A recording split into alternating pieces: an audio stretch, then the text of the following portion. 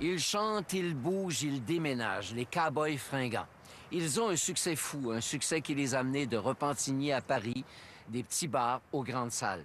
Ils ont à leur actif 12 albums, 9 Félix, mais ce qui nous a intéressés chez eux, c'est leur engagement sur les questions environnementales. Leur projet? Protéger des écosystèmes menacés, réduire leur empreinte écologique et planter des milliers d'arbres.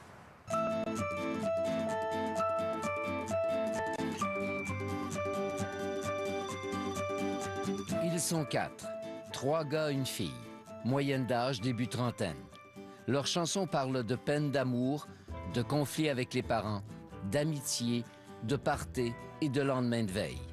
Leur carrière ne doit rien aux grosses machines du show business. Ils se sont imposés à travers l'univers parallèle des petites salles et de l'Internet. Ils ont gagné la faveur du public avant celle des distributeurs et des radios commerciales. Une carrière atypique qui n'a pas empêché un succès colossal. Si je m'arrête un instant pour te parler de ma vie, juste comme ça, tranquillement, dans un bar rue Saint-Denis, je te raconterai les souvenirs bien gravés dans ma mémoire de cette époque où vieillir était encore bien illusoire. L'autre carrière des cow-boys fringants est moins connue, celle d'écologistes engagés par leurs paroles et par leurs gestes aussi.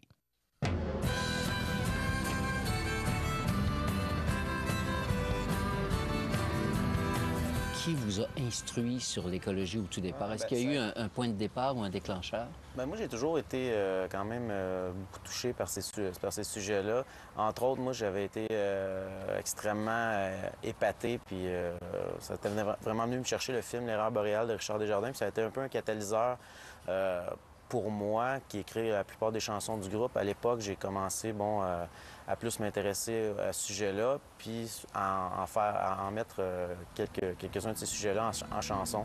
Les Américains, flairant la bonne affaire, sont venus faire la pièce dans le bout de Trois-Rivières. Ça va nous faire la job pour les Canadiens français.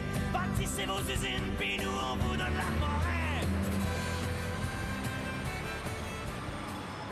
Ceux qui vulgarisent la science nous ont trouvé écho pas mal chez les Cowboys. Par exemple, la chanson Plus rien aussi s'est inspirée d'un petit peu du discours d'Hubert Reeves sur l'avenir de l'homme. Ne reste que quelques minutes à ma vie, plutôt plus quelques heures, je sens que je faiblis. Mon frère est mort hier au milieu du désert, je suis maintenant le dernier humain de la Terre.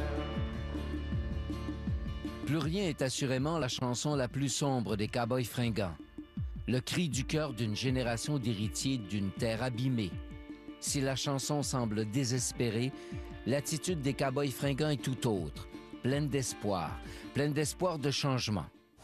L'idée principale que jaillit, c'est que je regardais La Semaine verte chez moi il y a 5 ans. Puis, il y avait un reportage sur des gens bien nantis qui, eux, achetaient la montagne derrière chez eux ou un terrain, puis le faisaient zoner vert. Le lendemain, quand j'ai vu les cow-boys, je leur ai dit, mais si on achetait, nous, des terrains puis on les faisait zoner vert, il me semble que ça serait bien, ce serait une bonne idée. Par la suite, ça a été un désir de s'engager, de passer vraiment de la parole à l'acte. Donc, on commençait à faire des spectacles bénéfices, essayer d'aider financièrement certains groupes. Puis à un moment donné, il y avait un souci de transparence aussi, de dire si on prend de l'argent à partir de nos billets de spectacle, de nos albums, il faudrait qu'il y ait quelque chose de plus rigoureux, de plus crédible pour dire vraiment notre public, nous allons devenir une courroie de transmission entre les sous que vous pouvez donner puis des projets d'action concrets en environnement. Ça a un petit peu mené au désir de créer la Fondation en 2006. La Fondation Cowboys fringants est financée à même les dons des membres et d'$1 perçu sur chaque billet de spectacle vendu. Cet argent contribue au financement de projets à caractère environnemental accrédités par Conservation de la nature.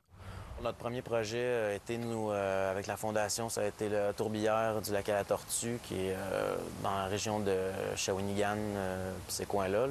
Donc, ça a été vraiment le premier projet qu'on a touché avec la Fondation. La région du lac à la Tortue en Mauricie est la plus vaste tourbière de la vallée du Saint-Laurent. Un écosystème fragile et vieux de plusieurs siècles.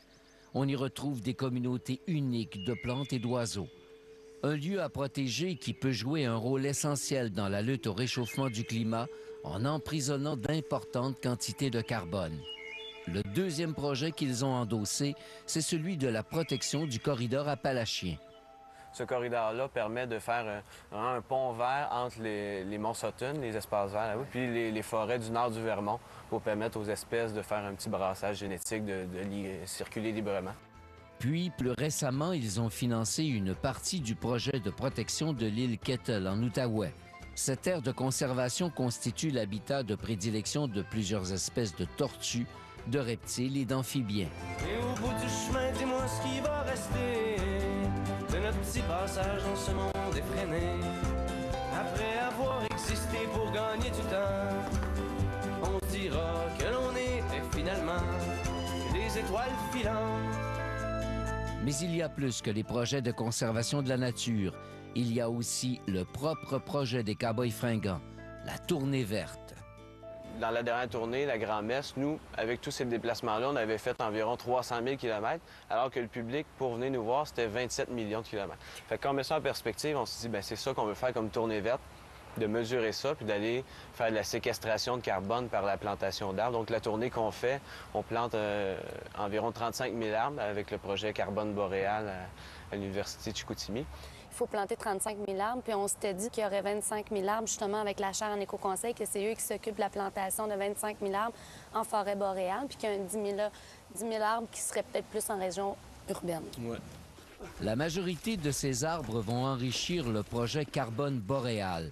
L'objectif, planter 2 millions d'arbres au nord du lac Saint-Jean et mesurer à partir de cette forêt expérimentale l'efficacité de diverses essences d'arbres pour la séquestration du carbone.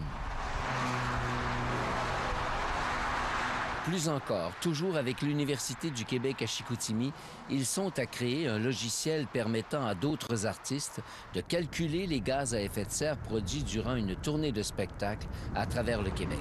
Ils sont conscients que ça demande de vraies convictions pour le faire. Ça prend une conscience quand même parce qu'on sait que présentement, au Québec et un peu partout dans le monde, l'industrie de la musique va pas très bien. Donc, les gens ne sont pas nécessairement portés à prendre $1 par billet quand tu as de la misère à remplir ta salle ou de quoi de même. T'sais, c'est peut-être un bon outil pour les humoristes qui, on sait qu'ils font à peu près toute salle compte, puis leurs billets sont 60 ou peut-être pas 60. Là. Mais tu sais, c'est à Louis-José Wood.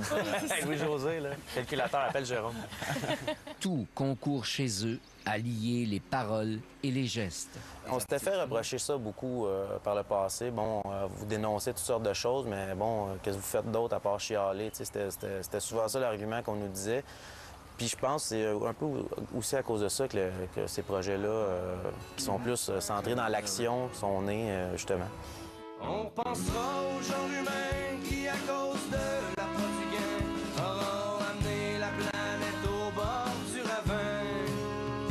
Quand il ne restera que 8 secondes. Dans les projets qu'on fait, il y a la bourse d'études Les Cowboys fringants à l'UQAC, l'Université du Québec à Chicoutimi, qui est une bourse de 10 000 et qui est à tous les 3 ans, je pense, ou à 3 par année. C'est quoi, non, exactement? C'est 15 000 par année sur 2 ans.